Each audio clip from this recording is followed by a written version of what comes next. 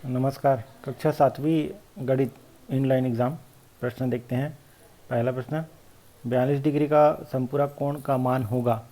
तो पहले समझते हैं संपूरक कोण होता क्या चीज़ है ना।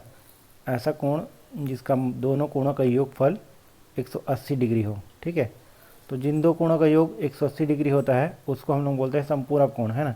तो यहाँ पर एक का मान दिया हुआ है 42 डिग्री। ठीक है, एक का मान दिया हुआ है, तो 180 ऋण 42 कर दीजिए, आपका उत्तर आ जाएगा 138।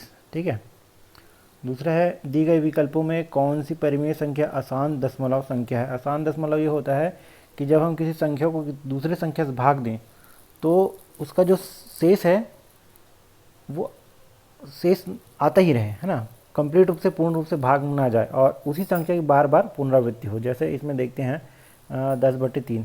ठीक है, तो 10/3 3 तिया 9, है ना। तो ये होगा 3, दशमलव लगाएंगे, फिर 3 तिया 9, 3 तिया 9, इस प्रकार से आगे बढ़ते ही रहेगा। तो ये 9 की बार बार आवृत्ति हो रही थी, है ना, बार बार। तो उसके ऊपर क्या करते हैं, 3.33 लिख कर उसके ऊपर बार लगा देते हैं। ठीक है, तो इसके पर इस संख्या को हम लोग क्या बोलते हैं, आसान संख्या बोलते हैं। तो हमारा उत्तर क्या हो जाएगा, 10/3। दूसरा है, वह रेखा जो दो या दो से अधिक दी गई रेखाओं को अलग अलग बिंदुओं पर छेद करती है या काटती है, उसको क्या कहते हैं, तो उसको तिर्यक रेखा कहते हैं। ठीक है, समांतर रेखा तो एक दूसरे कभी नहीं काटेगी, वक्र रेखा भी नहीं काटेगा, बिंदु तो छोटा सा रहता है उसको भी काट। ठीक है, तो तिर्यक रेखा इसका उत्तर है।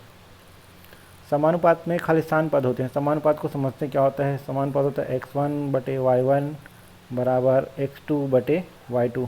कितने पद दिख रहे हैं, 1 2 3 और 1 4। हमारा उत्तर क्या हो जाएगा, 4 पद। ठीक है। निम्नलिखित चित्र में 25% भाग को छायांकित कीजिए, उसे विभिन्न रूप में दशमलव रूप में लिखिए, है ना। इसमें चित्र में देखिए आपको कितने त्रिभुज दिख रहे हैं। पहले तो देखते हैं कि 100% निकालेंगे, 25 है ना। तो 25 का लगभग 2.5 मैंने 4 भाग आएगा इसका। ठीक है, कितने भाग आएंगे, 4। तो इसमें 1 दिख रहा है, 2 दिख रहा है, 3 दिख रहा है और 4। तो किसी भी एक को रंग दीजिए तो आपका वो 25% भाग हो जाएगा। मान लीजिए हम इसको रंग दिए इस प्रकार से, ये तो ये हो जाएगा उत्तर। ऐसा इस प्रकार से इसको रंगना है। ठीक है। उसके बाद है गुणनफल ज्ञात कीजिए। गुणनफल लिखा है 0.7 गुणित 0.02। ठीक है, 7 दूनी 14, 14 लिख दीजिए। इधर का 2, इधर का 1, 1 2 ये 3 दशमलव यहाँ पे, तो हमारा उत्तर हो जाएगा 0.014। अगला प्रश्न देखते हैं, 2000 का 24% की दर 2% साधारण ब्याज और मिश्र धन ज्ञात कीजिए, है ना। सूत्र क्या होता है, PRT, है ना। मूलधन गुणित ब्याज गुणित समय बटे 100। ठीक है, मूलधन देख लीजिए कितना है, 2000। ठीक है, गुणित 24 गुणित 2 बटे 100, 100 काट दीजिए, 20 गुणित 24 गुणित 2 कर दीजिए, उत्तर आ जाएगा 960, है ना। तो हमारा साधारण ब्याज कितना हो जाएगा, 960। और इसमें मिश्र धन क्या हो जाएगा, 2000 को जोड़ दीजिए तो हो जाएगा 2960। हमारा उत्तर हो जाएगा मिश्र धन। ब्याज हो जाएगा 960 और मिश्र धन हो जाएगा 2960। एक आयताकार बगीचे की लंबाई 123 मीटर और चौड़ाई 67 मीटर है। तो उसका क्षेत्रफल ज्ञात करना है। क्षेत्रफल का सूत्र होता है लंबाई गुणित चौड़ाई, लंबाई गुणित चौड़ाई। ठीक है, तो 123 गुणित 67, ठीक है, बराबर हो जाएगा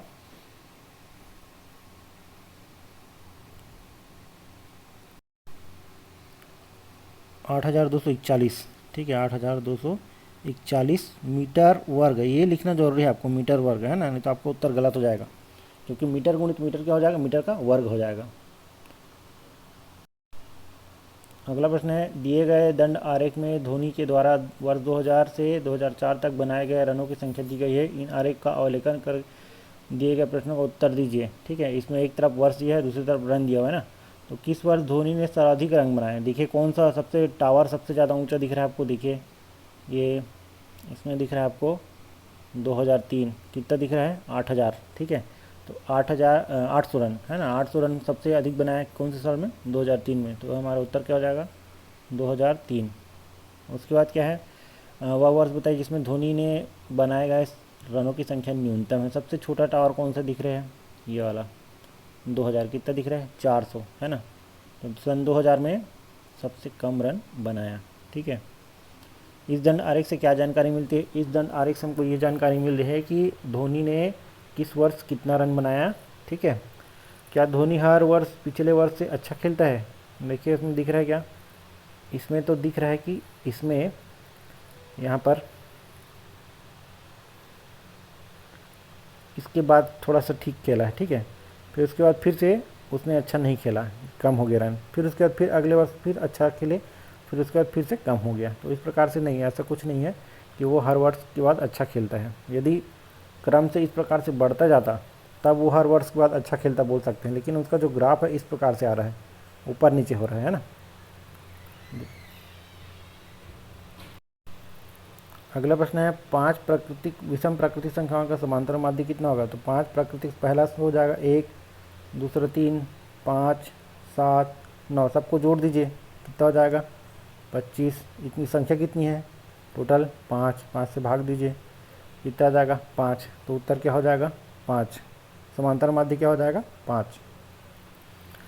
750 ग्राम का मान किलोग्राम में कन्वर्ट कीजिए। पहले ये देखिए कि 1 किलोग्राम में कितने ग्राम होते हैं। तो 1 किलोग्राम में 1000 ग्राम है ना, तो उसको भाग दे दीजिए, 750 भागित 1000 तो जाएगा 750 भागित 1000, ठीक है। तो ये ऊपर चले गया तो इतना आएगा, दशमलव इसको हटा दीजिए, यहाँ पर दशमलव लगा दीजिए, तो ये आ जाएगा 0.75 किलोग्राम, ठीक है। कौन सा हो जाएगा उत्तर हमारा?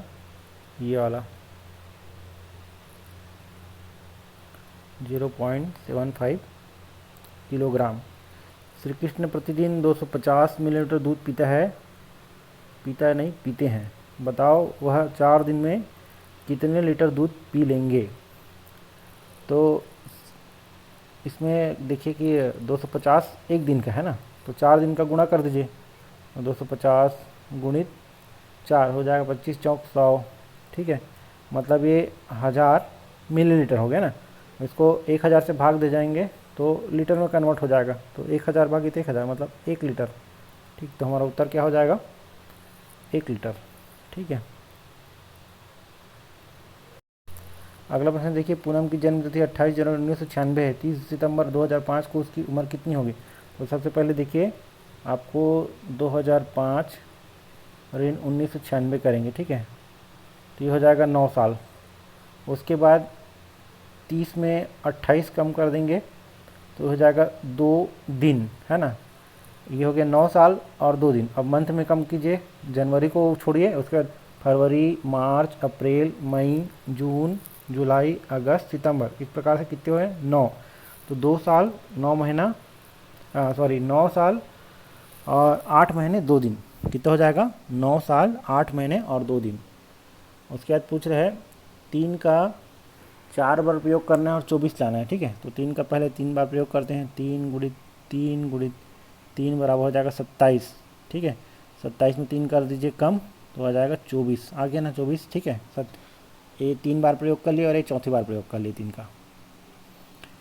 संख्या को शब्दों में लिखो, उसको 679, क्या हो जाएगा? ये 679, ठीक है, ये हो जाएगा।